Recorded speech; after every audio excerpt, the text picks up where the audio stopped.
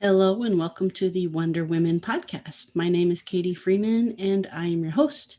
Every week I bring you interviews of two female non-binary makers of all kinds, and some of them are parents, some of them are not. Today's guest is Sarah Marriage.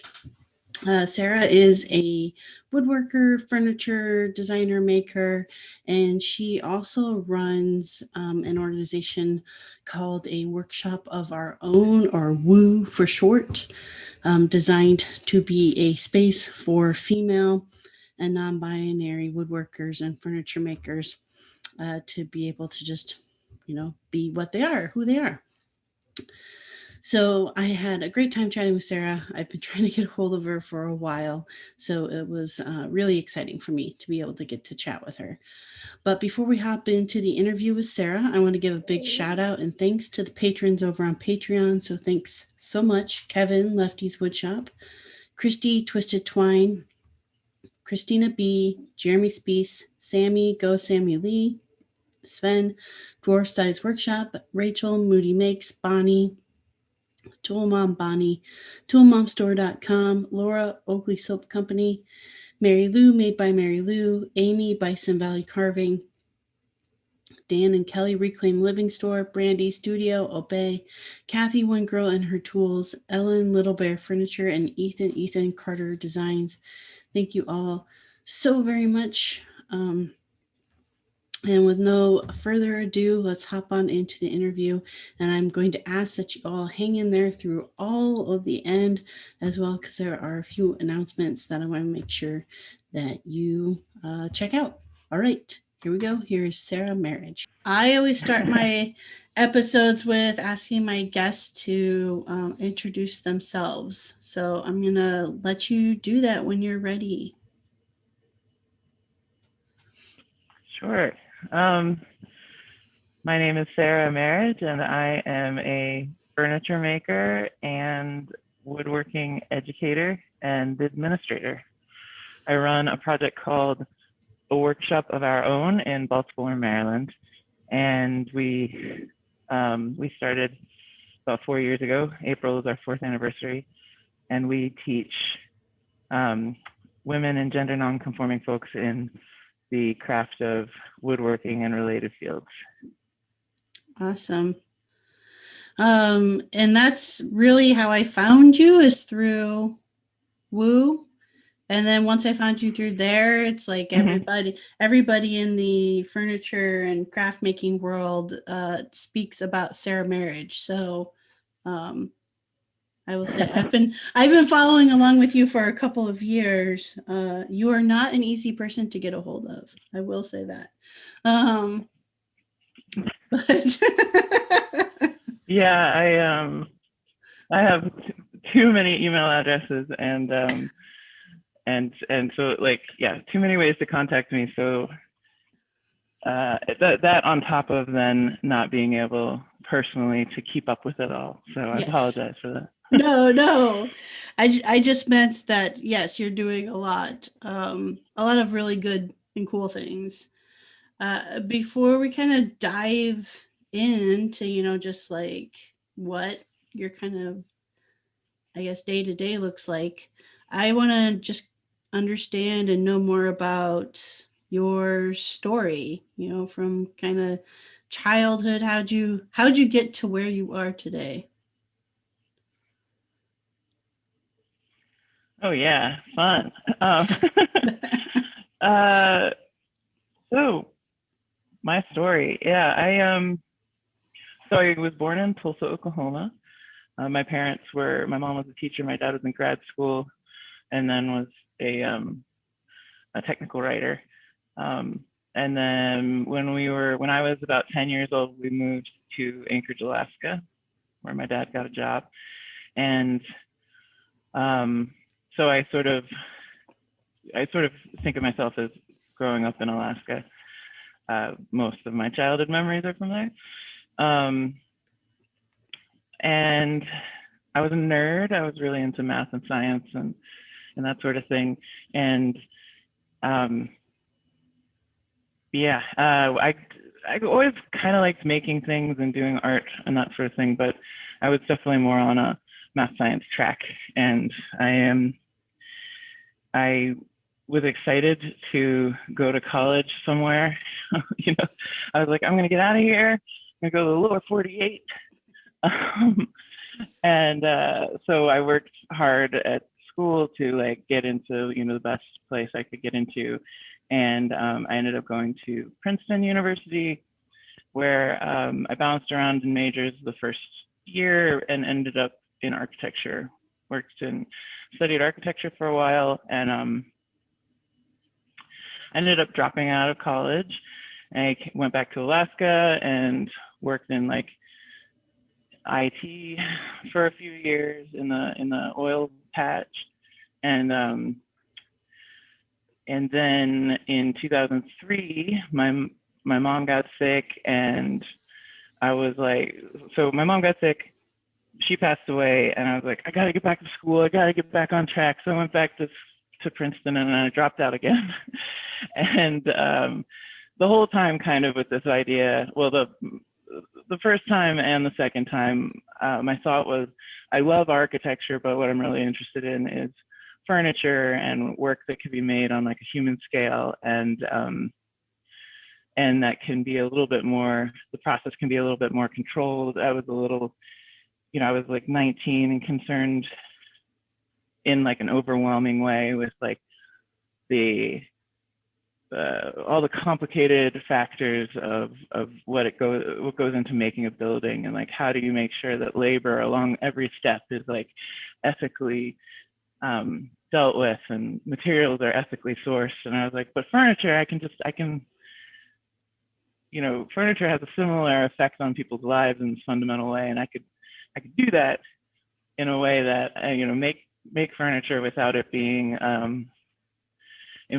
involving too much of this sort of global economic system. Although, I mean, who makes my glue, right? So like, obviously you never have full control over these things, but that was sort of the idea that led me into furniture. And so I left school and was like, I'm going to be a furniture maker.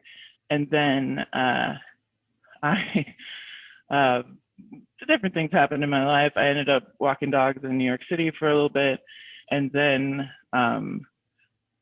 in that time, I had learned about the school, College of the Redwoods out in California. And I was like, I want to apply. I want to move to California, get residency and apply so I could get like state tuition and all that. And along the way, a friend of mine worked at this amazing structural engineering firm in Manhattan, and he was leaving, and he was like, you should apply for this job just in case you get it. And I was like, okay. So I applied, and then I worked there for 6 years instead of going and doing my furniture thing. So I was a drafter and project manager, and I worked in structural engineering in Manhattan for 6 years, working on really amazing projects. It was one of those things where, even though I knew that wasn't what I wanted to do with the rest of my life, it was an opportunity to be in a world that was like really fascinating to me, and really I could learn a lot about design. We were, my boss was this amazing engineer and thinker, and we were a small firm of like 12 people, and we worked on, the first project I worked on was like cleaning up drawings for the new Museum of Contemporary Art in Manhattan. So there was this, it was just an opportunity that I thought was something I didn't want to turn down. And then, so about 10 years after I started the idea of like, I want to make furniture, I eventually got out to California and went to the College of the Redwoods. Did you get to study then with Laura Mays? So I was in Laura's first 2 years that she Nice. was the director. Yeah. Which was really wonderful. And I didn't know that much about the mythology around the school when I went out there. To be honest, like a funny detail I think is that when I arrived, I didn't even know that we went to school 6 days a week. Like I was like, oh wait, we go to school on Saturday. All right. So like I knew about like the work that came out of the school, and I knew I had read some of Krenov's books, the founder of the school, but I wasn't fully aware of like the I don't know, the mythology. I guess I already said that, but the mythology around the school and like the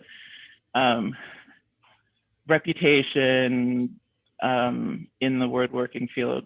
I just saw it as a place where I would get like extreme fundamental education in this thing that like I came at from a design perspective, from architecture school and working in with making drawings about concrete and steel, and knowing that I really wanted to get as much like knowledge about wood and the technical stuff of craft jammed into my head as quickly as possible. Do you remember how you like discovered the College of the Redwoods? Yeah, it was an ad in Fine Woodworking magazine. Nice. I think it was like just a little ad, and I think it mentioned James Krenov, and so that's I don't remember exactly if I found his books through the school or if I had already read one of his books and then saw the ad that mentioned him. But the other way, so that's sort of like broad strokes. How did I get from, a kid playing on a dead end street in Oklahoma to going to school in furniture? But like sort of more specific, how did I start to learn about furniture making? The answer would be, when I first dropped out of college, I was like, I don't know how to source materials, like do what, I was interested in furniture as a concept, and I didn't know even what materials I wanted to use. And I figured wood was probably the most accessible for me, like metal, plastic, those things seemed like they would require a lot more and specialized tools and PPE that would require, maybe I couldn't do it in my garage or whatever. So I was like, okay, so I'll narrow it down to wood. But then like all I knew about was like Home Depot, so I started to go to this used bookstore and just like read everything I could about, just like old furniture making books. Yeah, that's kind of funny. That was like one of my first sources as well, was going to like the half price bookstore and perusing the like one shelf there was for like hobby woodworkers. Totally. And like I can imagine in my head exactly where that shelf is in Tidal Wave Books in Anchorage, Alaska. Yeah, exactly. Yeah, same here. I can still remember the spot in the bookstore. But yeah, that was my introduction, though I was still very like timid about it. I mean, I picked up project books and stuff, but I didn't actually attempt anything in those books. It still seemed pretty inaccessible, I guess, because of all the tools and everything that you have to have in order to do any of that work. Yeah, and then the specialized knowledge about those tools. Like I bought one of my parents' neighbors passed away, and they were selling all of his tools in his garage, and his wife was really kind to me and sold me stuff at a very low cost. So I had like my radial arm saw, and I had a router, and like a bunch of different tools that added together, Sarah Marriage today looks at and goes like, oh yeah, you can make furniture with that. But like, you got to know so much about those tools. And when it comes to hand tools in particular, like some hand tools you can just use off the bat, you know, get a file, carving chisel, they're usually good to go at first until they dull. I mean, you know, but like hand plane, that there's so much tuning up you have to do. And even if you watch, I mean, we didn't have YouTube videos on tuning up a hand plane back then, but even if you watch them today, I think if you come from this basis of like not having any knowledge about it, it's really hard. Yeah, it's really hard to pile on all of the layers of like understanding of like this very physical activity, and learn all of it from like a book or whatever. Yeah, exactly. I mean, knowing what I know about the Krenov school and like Laura's program there, with your practice in making furniture now, do you predominantly use hand tools versus power tools? No, I do use hand tools a little bit. I love a hand plane, but when I first got out of the school, I stuck much more closely to sort of the methodology and sort of systems of what I learned at the Krenov school. But you know, as my years trying to make money progress and trying to figure out how to work with clients. I mean, working with clients is such a huge part of the job. If you work with clients, I mean, there are different ways of making, I, you know, started to learn to be faster, and sometimes using a hand tool is faster. Like that's the secret of the Krenov school and other places where you learn hand tools, is that, especially for one-off things where there's a large setup, if you were going to use a machine, being able to just very accurately and precisely do something with a hand tool in a few seconds really speeds you up. But if you're making 150 of the same thing, right? Sometimes, you know, and people aren't. You're making 150 of the same thing for people that don't want to pay a whole lot, who, even if you want to, you know, you might want everything you make to last 500 years and for people to hold on to it and give it to their grandchildren. But the fact of the matter is, in the world, like that's not everything you make is going to be that way. And I feel like I just said something maybe controversial, but no. No, I mean, I think you said something of like the reality, right, of the reality of people making things in the world currently is like we definitely, like, especially in the US, the mindset has gone towards like an IKEA mindset, right? Something that you can just throw away when you're like done with it, versus like understanding paying for something that you can hand down. Like, it's just, I think, partially a generational difference too. Like, you know, my grandparents would pass things down, but like people my age, it's like, no, we just go to IKEA, and then we go to IKEA again when we need something different.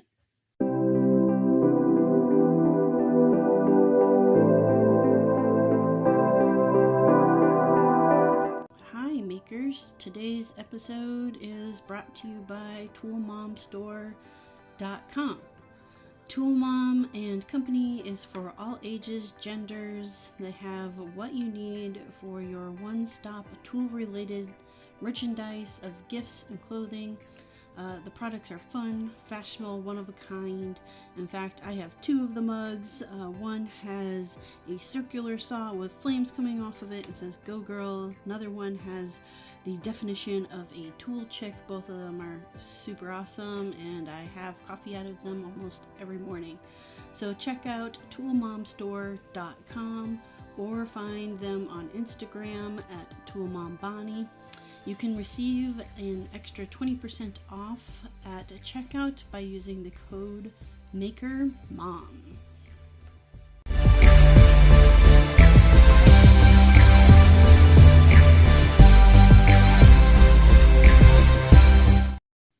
Sure. And, when I was talking to a collector several years ago who was like, he was a collector of someone else's work. And the person he had collected and the other people whose work he had collected, I was talking to him about it, and like his house was just like jam packed full of like this really amazing stuff, and he was like, my kids don't want it. And so you have that problem too, right? Of like,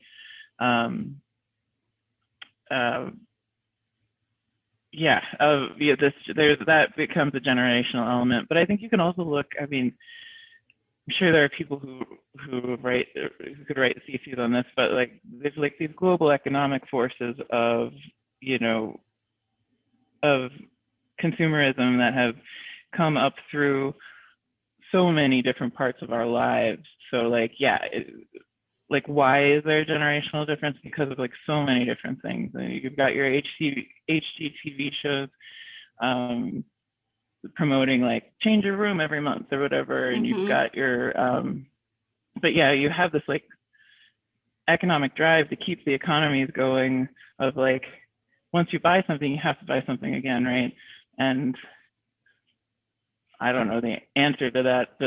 It's just sort of like how it is, and how do you fit in as a maker in that world is a question we all deal with. Yeah. So, I mean, around that, like you go, you learn how to make furniture, this I guess, dream you've had for 10 years, you get there, you get through the program. What's the dream from there? Is the dream to make custom pieces of furniture, and that's like what you do every day? That's your living? I mean, that was kind of my dream. When I went into the school, my dream was more, I think, an idea of like small manufacture, like small scale design. So like I would learn how to make it. I could make a few of them. I'd create like lines of furniture, that sort of thing. But then when I went to school, I learned so much more than I expected, just because, what I always tell my students is like, you don't know what you don't know, right? Like you don't know the depths of what it is that you don't know, because you don't know it. Like it's a sort of a tautology, like, but it's important to think about, I think, sometimes for students, like you have to be open to learning more than what you're expecting to learn. And so yeah, at school I became much more sensitive to like just the beauty of the craft, and like what it was like to work with wood and the different woods, and like just that whole Krenovian idea of like I forget, I can't get his quote exactly right, but it's like a piece of furniture isn't just like lovely boards put together, but it's a measurable portion of an honest craftsperson's life, right? So I was skewed a little bit closer, a little more towards like studio furniture or like one-off client to artist or craftsperson making when I graduated, as opposed to thinking about like having that sort of small manufacturing mindset. And when I first got out of school, one of my pieces got into this like important storied gallery, and so that felt like a real success. It sold right away, and I was like, okay, I'm on this track now. I can work with this. But then the gallery closed like 3 months later because it was like the folks wanted to retire and their heyday was in the, the 90s or whatever. And that was, so then you always have to constantly pivot in this business, especially if you're an individual. Well, at any level, I think in this day and age, you're just constantly pivoting to make your furniture business work. Yeah. So I guess where and when did it become more? Did you become more than a furniture maker and get into creating, Woo? Well, I was looking for a new studio space. I was, I had just like won a bandsaw in a People's Choice competition through the Furniture Society at ICFF, International Contemporary Furniture Fair, and that in and of itself was like if you look at like the course of your life, like that's not the biggest thing in the world or like the most pivotal moment, but like for me it just was it was like this moment when like my brain clicked to like, oh wait, you could have your own shop. you have this bandsaw coming, you could do this, you could build your own shop. And so I applied to the Center for Furniture Craftsmanship to do their fellowship for a while, and Peter Korn there, or whoever all is involved, I got accepted to that and went to Maine, and I was at that time in the process of thinking about like, where is my next step? Where can I find a space? I had looked around in New Jersey where I lived in Hoboken at the time, and I had looked for my own space there, and it was, it's just very expensive, and I would like find a spot that seemed good, and then the person renting out of that warehouse would be like, oh, but you can't do woodworking here. There's a poet next door, or whatever. Like it was always like there was always something. Like either I couldn't afford it, or it was like had to be quiet, or anyway. So I've been talking with friends about this idea of why don't you just make a badass women's wood shop, and it was on my mind, and I applied for the John D. Minnick Furniture Fellowship, which is a yearly prize of about $25,000 to a young and career furniture maker. And I applied with the project of a workshop of our own, or WOO, in mind. And I got the grant, and that sort of changed the trajectory from there. I didn't expect to get the grant. So when I did, I was just incredibly like honored and grateful and excited. And then it was like, well, all right, time to get to work, So I want to, I guess, ask real quick, like, were you being, up to this point, were you being successful in having your own furniture business? I was like, I didn't have the furniture line that I'd been thinking of, and I wasn't like, my gallery had closed, so I wasn't selling there. So I had switched to, I made a lot of baby rattles. So I was making baby rattles and selling those. Sometimes you just got to find that product that people will do. And I would pick up some work from my shop mates. So like dovetails they didn't want to cut or whatever, that sort of thing.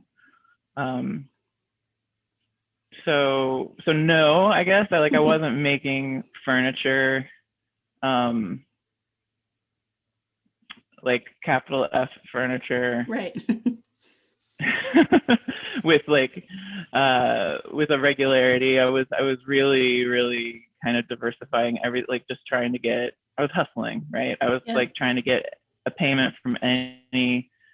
I was doing woodworking, but it wasn't like I was like able to focus specifically on making furniture. Yeah, I was doing repairs. I was anything that came in the door. Yeah, I get that. I totally understand that. Yeah. So when workshop of our own, it's coming on scene. Mm-hmm. What was important about creating that space for you? Well, at first to me it was a very like simple idea of like, I know so many women who are in wood shops who they're the only woman in the wood shop, and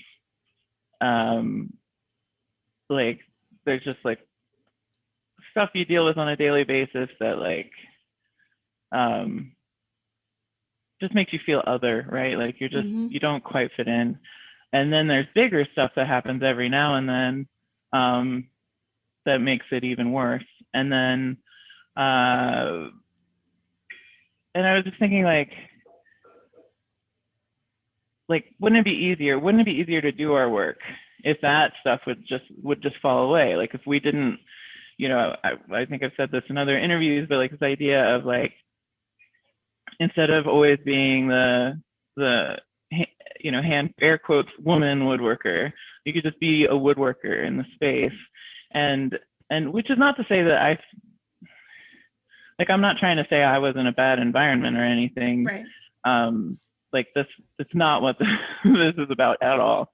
It's more just about like all of these women I would talk to, and me just feeling like, if you were, if that could just fall away, things would be easier and we could just get shit done, And so I thought it would be a really simple thing of like building a small, well, maybe not small, but like a cooperative shop where it would be similar to other shops I had been in, where everybody pays a little rent and you cover the cost for each other, or you cover the cost of the major overhead together, and you're running your businesses.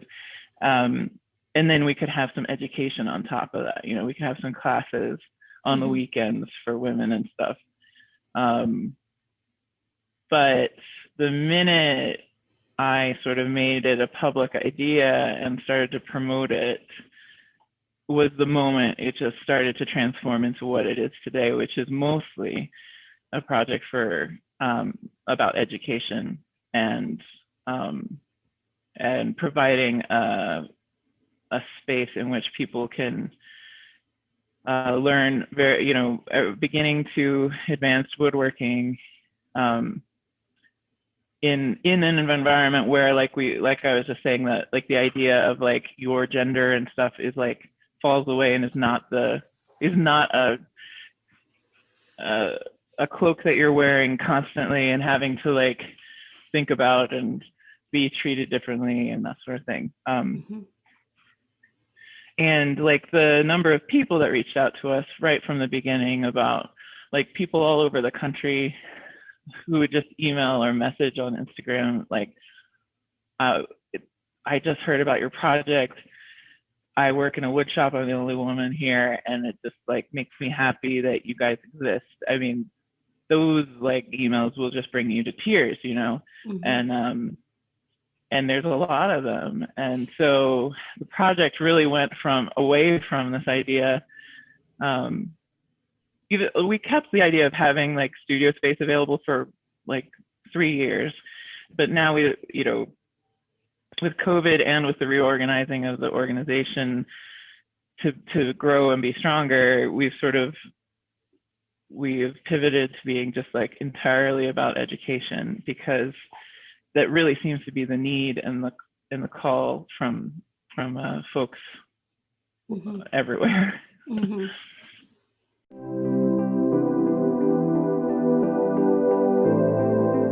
Hey friends, I wanted to tell you about an awesome brand I discovered that you might love as well. Have you ever spent a ton of money on clothing that was supposed to be high performance, only for it to end up at the back of your closet because it just doesn't fit right? I personally hate when this happens. I get excited about a new pair of work boots and then I'm disappointed to find out they just weren't designed for me. Discovering Athena Outfitters was a game changer for me. Athena Outfitters is a quality workwear brand for hardworking women. All of their items are handpicked to meet the needs of women in the trades, not just sized down versions of items designed for men. They've got great workwear essentials like comfortable, soft, and safety toe boots, and options for my active lifestyle when I'm off the clock as well. Shopping with Athena Outfitters saves me time and energy because I always know I'm getting a high quality product that also looks and feels great. Next time you're looking for gear with grit, check out AthenaOutfitters.com. That is ATHENA Outfitters.com, and use special code at checkout MM15 to get a 15% discount because you listen to the Maker Mom podcast.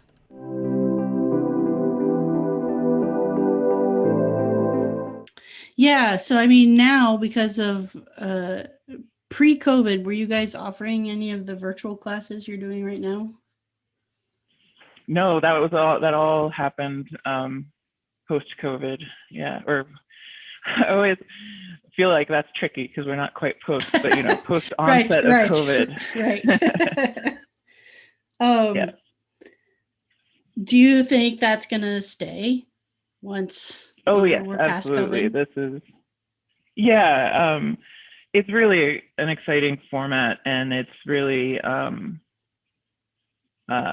heartening for me and for the people who work on the project, but also I think for folks, or at least a portion of the folks that come to classes, to see like other people out in the world. I know I didn't actually talk to them personally, but our education coordinator, Morgan, mentioned that there were 2 women in, I believe, Idaho, but a state that's not Maryland, who were like, well, we saw each other in the class and didn't realize there were other women in our area that did this, and they like met through Woo, and that's like a really exciting thing, Yeah.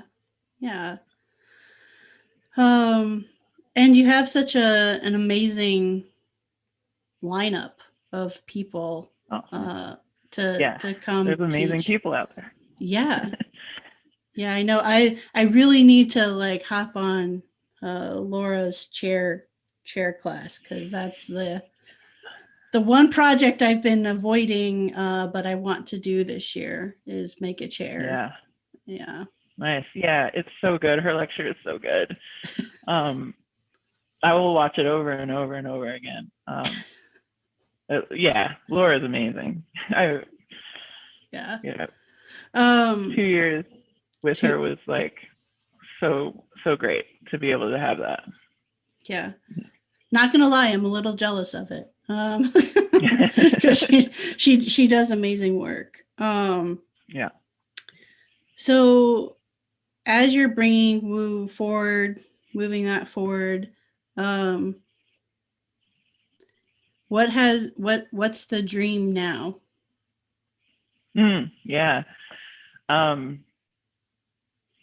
Well, personally, during COVID, I have started to get a little bit back into my own practice, which is exciting. So like for me personally, to be making more work that is like pushing ideas and boundaries and playing with the concepts of furniture, as opposed, like, I've been making work the whole time, but it's stuff like, cabinets for the shop, or organizing things for the shop, or we do, like, when Woo first started, and for the first 3 years, a good portion of our revenue to keep the place going was commission work. So we were, we made tables for people, for conference tables, those sorts of things. And installed fences at one point. Like there's a lot of like that kind of work that I did with other folks from WU. But I'm excited to get back into a little bit more of my personal body of work. And then for the project, eventually we will be reopening the wood shop for in-person classes and what do you call it? Open shop hours for people to come in and work on their own projects. But I think for me personally, in the project, an upcoming step that I'm excited about developing is like a fellowship or residency program. Mm-hmm. To have people come in, like, because I still think it's really important to have the making of furniture going on around you mm-hmm. when we have these classes happening too, like not just beginner classes, but also like fellows in there working on fascinating, interesting stuff that these students can see and talk with, and then it's good for the fellows to be around each other and, you know, work to bounce ideas off. I mean, it's just an incredible creative environment that I would really love to have at WU, and so I'm hoping we can do that. And then, you know, just growing our education program. Another goal that we have is more focused on local job training and job skills. So, you know, having a program that was like a more intensive, like a more intensive, long form, everyday kind of like job training mm-hmm. situation. We don't have that written up yet, but, you know, working on that, I think would be, I'm just thinking about like what I just said in like the sentence structure because I'm being recorded, but sometimes you get in your own head about things, but yeah, like job training would be really, really great. And being able to,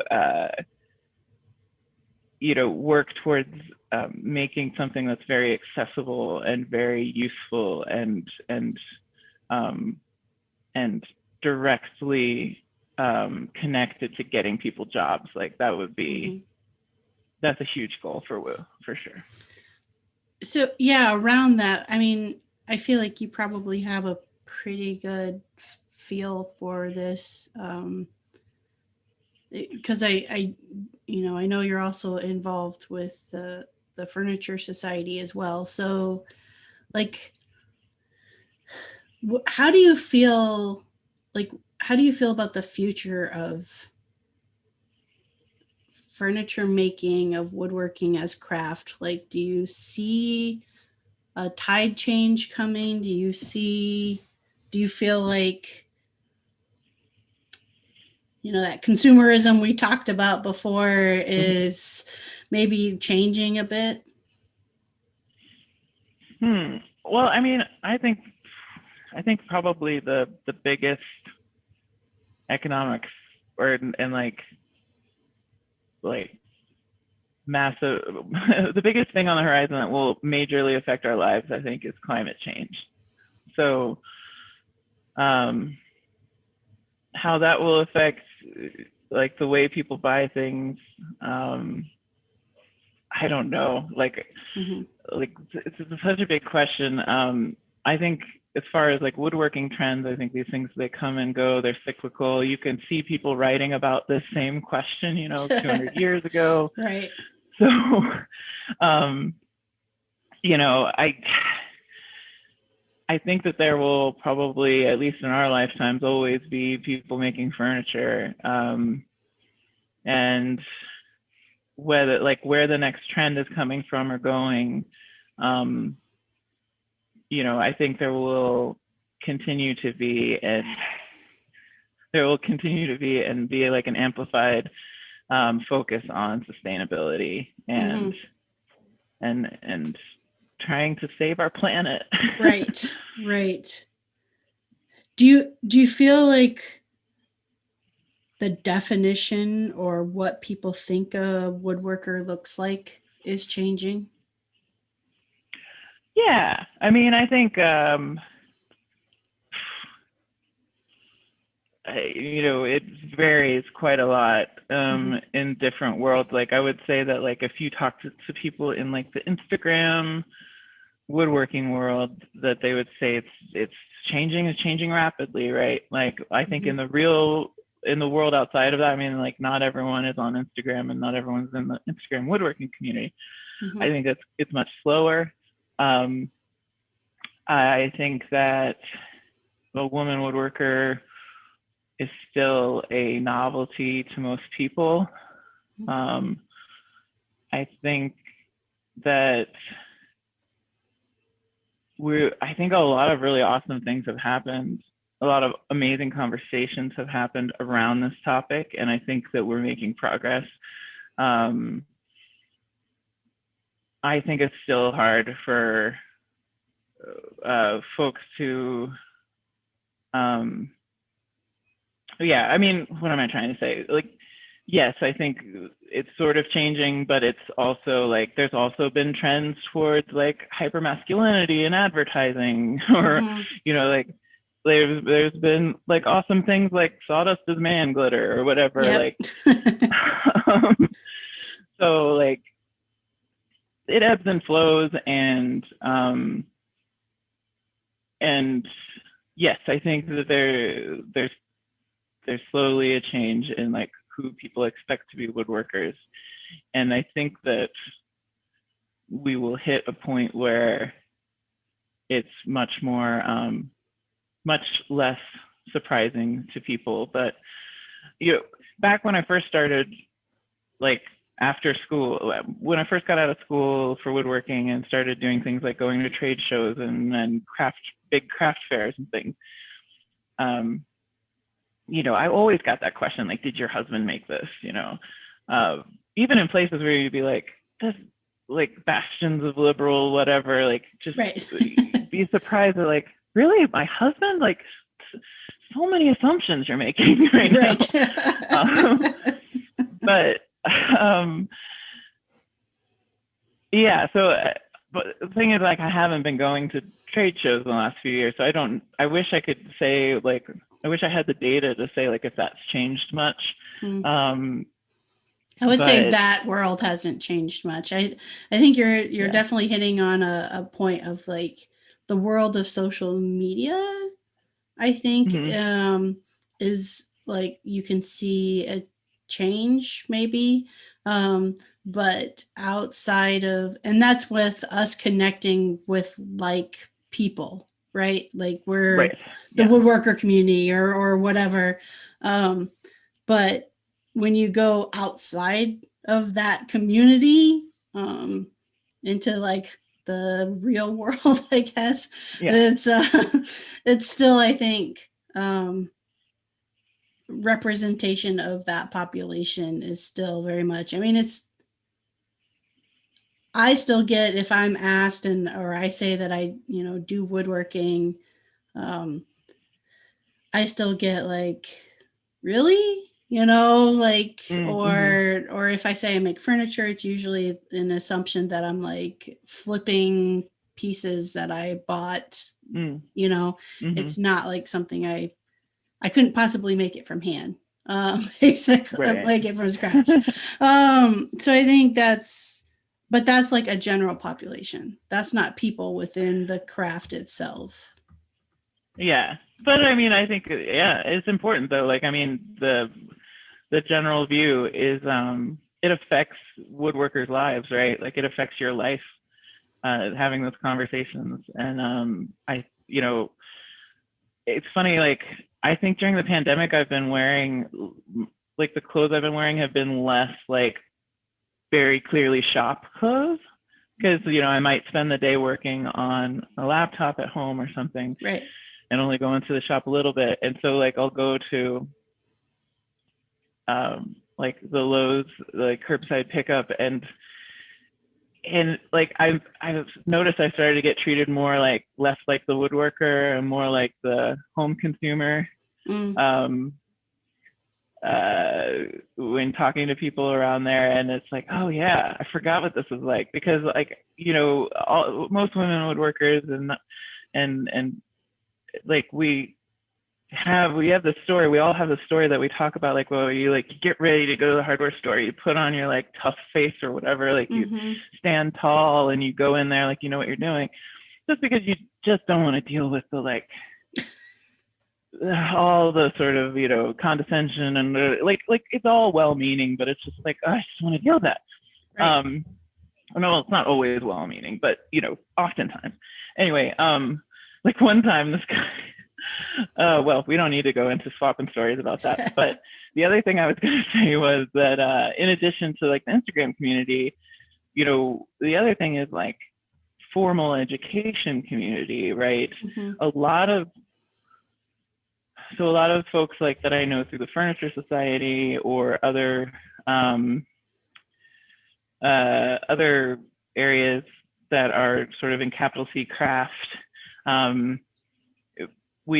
people will talk about like, where you'll see that furniture programs at universities, right?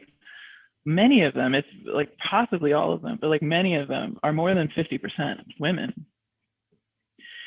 And that is a real,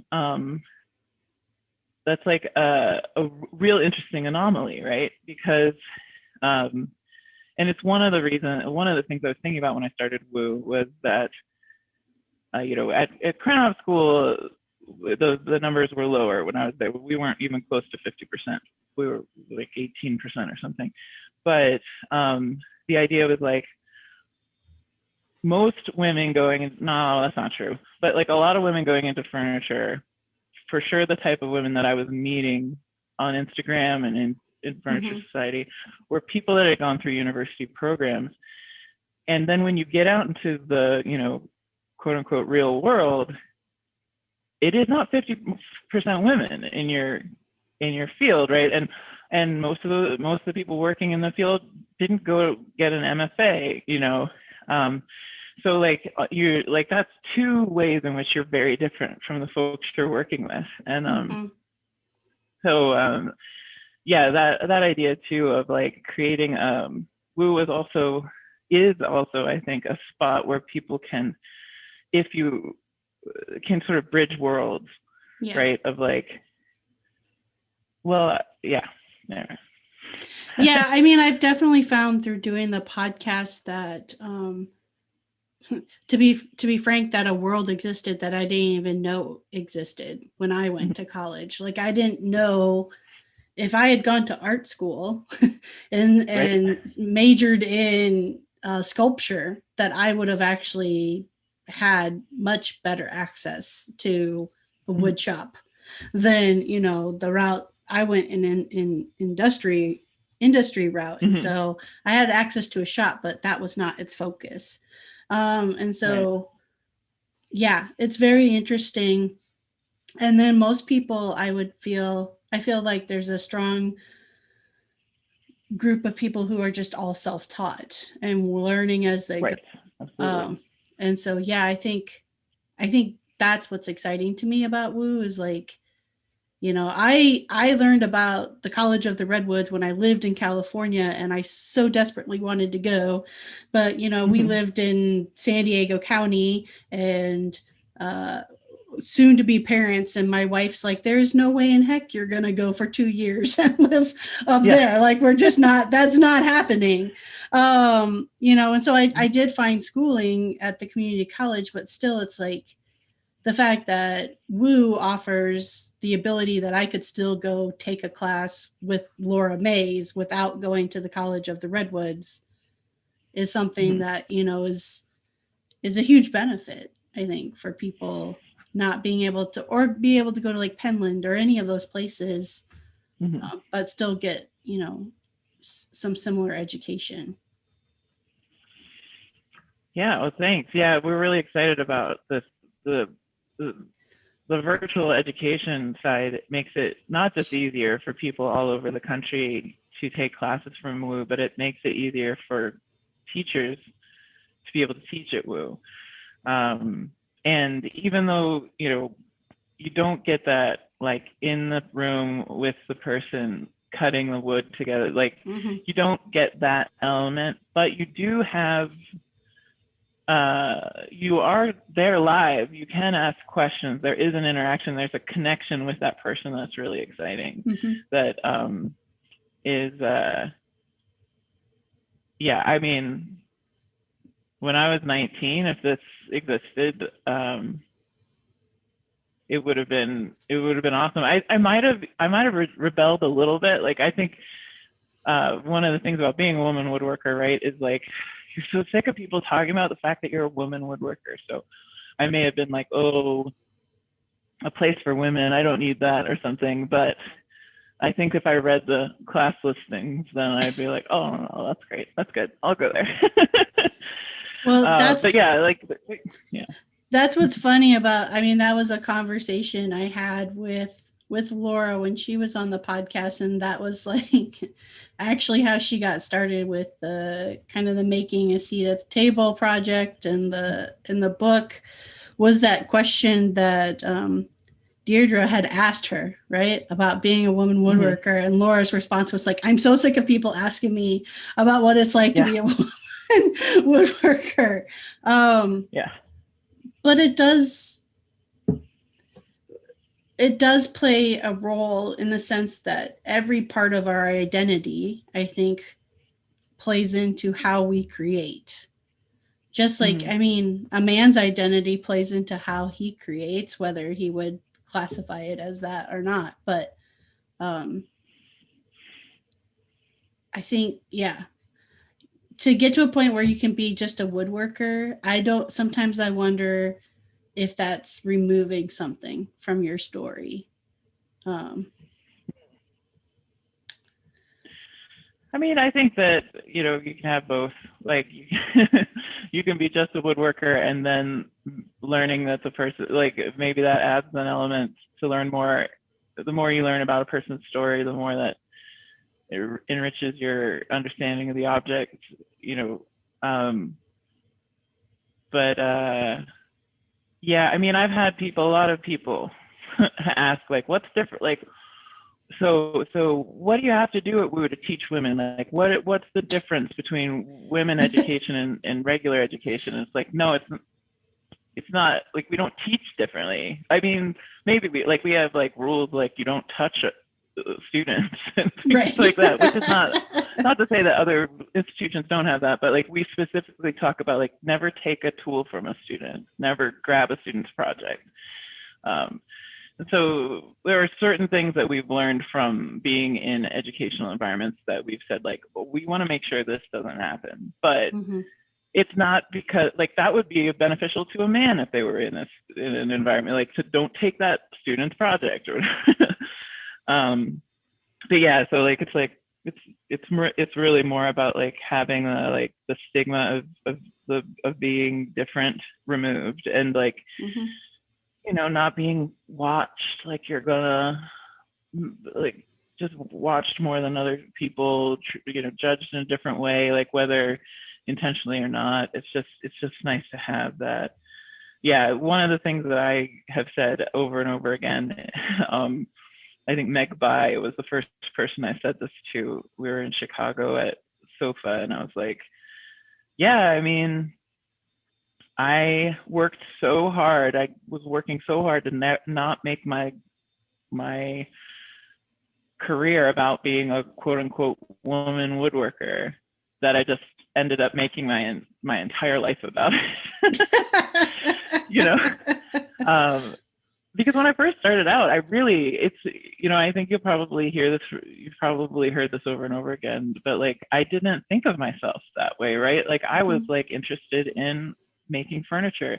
And then when you present your furniture to the world, all of a sudden what you hear back is like, I was walking to a show and I heard someone whisper, I hear there's a girl that made a roll top desk, which means they were talking about me. Right. And it's like, oh my God, like I hadn't even thought that would be a thing. Like, and I saw people looking at the nameplate next to the piece and being like, oh, a girl made this. It's like, wow, really? Like, I had not anticipated that being a factor at all. And then all of a sudden, it became this thing that, you know, it's out of your control. It's how other people see you. And so, you know, we wanted to make a space where people could be and not have to have that barrage of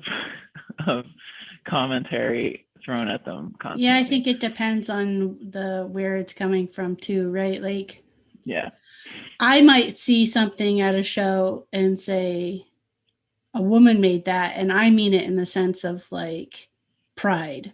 Like, this is something, this is somebody who's from my tribe that made this, beautiful thing.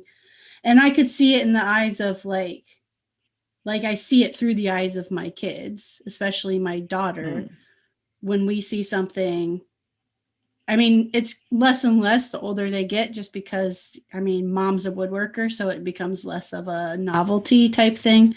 But, when we go to like an art museum or something and we see a piece of furniture or sculpture, and we're talking about like, we say the name, and just my daughter being like, oh, a woman made that. That's really cool. Like, just I guess the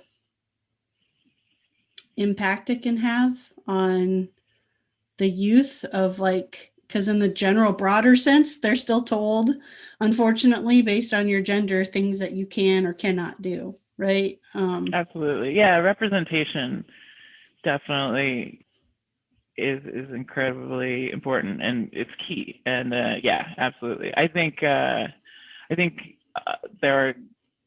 was just being naive when I first started out, of like just not realizing that was going to be a thing, and then it was. And yeah, you just have to adjust, and yeah, I agree. I think it's important to have that representation and have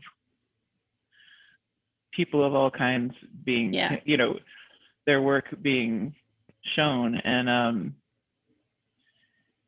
and I think it's important for folks anyone who feels like itchy about that, like anyone who's like, I don't know if I agree with that, to just remember that like people have been excluded,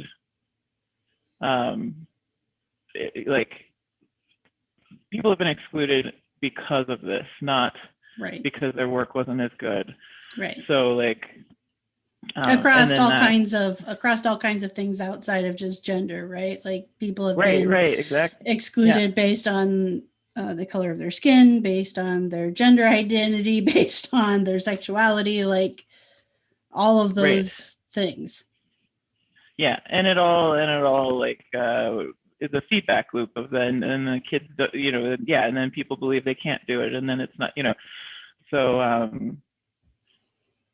yeah, it's super important to have those things available, or have things be seen. That's one of the bullet points of the mission of WU, is to amplify voices and get,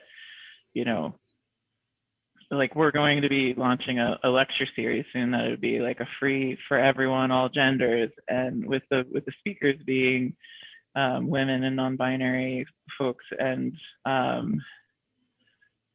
with the idea of like the amplification of these voices, like to it's like not just silo ourselves in this, like, it's great to have a safe space, but we also want to scream to the off the rooftops, scream to everyone, like, look at look at us, look at this work, look at this amazing stuff, and make sure that we're promoting that in the larger world, because, like, honestly, we are an organization that is trying to make ourselves obsolete.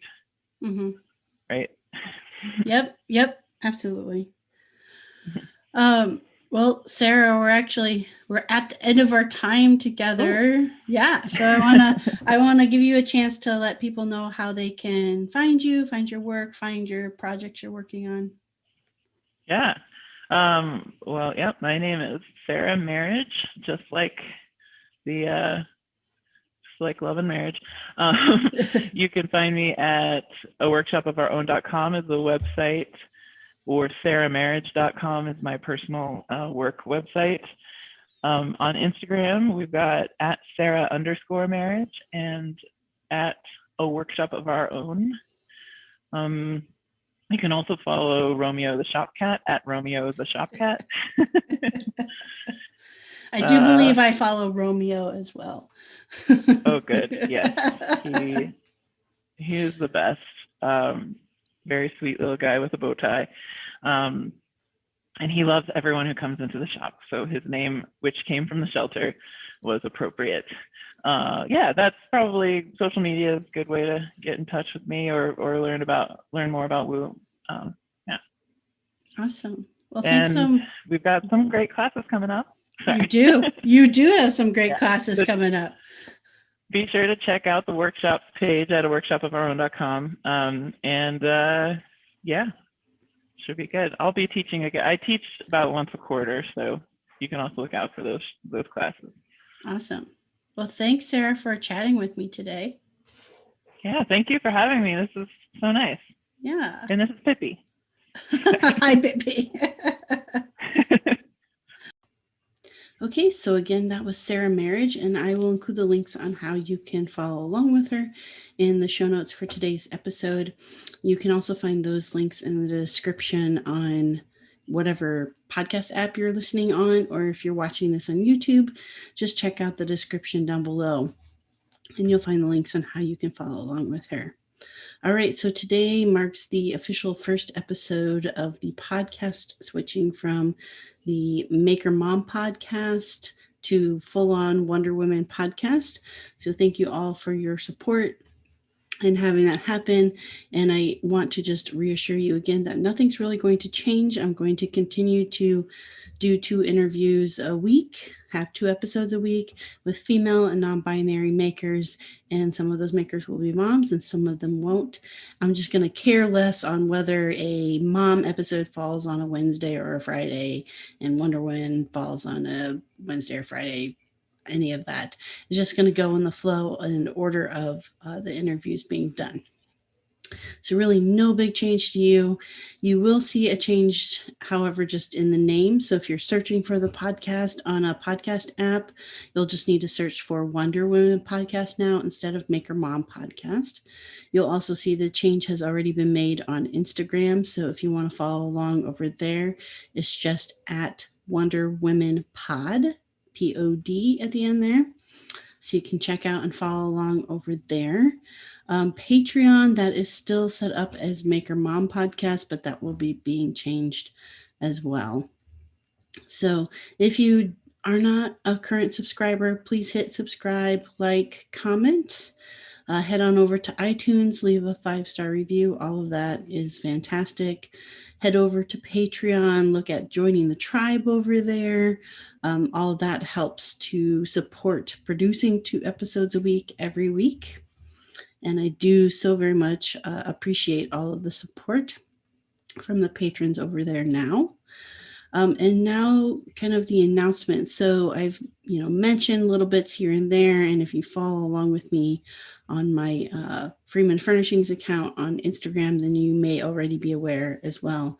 But I am starting a power tool company that is aimed at designing and creating power tools for women and non-binary folks to better fit them for use. And right now I am in search of and in need of a mechanical engineer. So if any of you listening happen to be a mechanical engineer or know of a mechanical engineer who might be interested in participating in a project like this and helping get the company off the ground, I would really love to talk with you because right now I'm banging my head against the wall a little bit. I have 2 wonderful engineers helping just kind of define the requirements that we would like to see for the first tool. But none of us feel super comfortable in our 3D modeling skills and would much rather deal with somebody who knows what they're doing. So just hit me up at freemanfurnishings@gmail.com. is probably the easiest way to do that right now. I'm in the process of getting emails and it being a legit legal entity all set up for the tool company currently. So I don't want to share any of that and end up losing that name just yet, but just know that that is coming and would really love to connect with a mechanical engineer. All right, so it is Wednesday. I hope you all are having a fantastic part of your week so far, and I will see you all on Friday with a brand new episode.